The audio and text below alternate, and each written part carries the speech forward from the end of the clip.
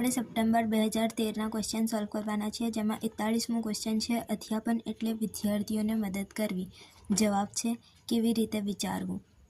42મો question છે નીચેનામાંથી કયું સાચું નથી જ્યારે આપણે કહીએ કે શૈક્ષણિક સંસ્થાઓ તે અનુભવો પૂરા પાડનાર પ્રયોગશાળા છે. જવાબ છે આર્થિક વ્યવહારો અને સ્વ-વિકાસ માટે. 43મો ક્વેશ્ચન છે વર્ગમાં હાજરીની નિયમિતતાની શેના દ્વારા ખાતરી કરી શકાય. જવાબ છે સમયાંતરે વિદ્યાર્થી અને વાલી સાથે આંતરક્રિયા કરવી. 44મો ક્વેશ્ચન છે શૈક્ષણિક સાધનોના વર્ગખંડમાં ઉપયોગ કરવાનો હેતુ. જવાબ છે અમૂર્ત ખ્યાલોને મૂર્ત કરવા. 45મો ક્વેશ્ચન છે અધ્યાપક વિદ્યાર્થીને ખરેખર ઉપયોગી થઈ શકે જો તે. જવાબ છે વિદ્યાર્થીઓને સ્વ-અધ્યયન માટે પ્રેરિત કરે. 46મો ક્વેશ્ચન છે નીચેનામાંથી કયું ઉચ્ચ શિક્ષણ વધારે શૈક્ષણિક પ્રદાન કરે છે. જવાબ છે વિદ્યાર્થીઓમાં વિચારણા વિકસાવવી.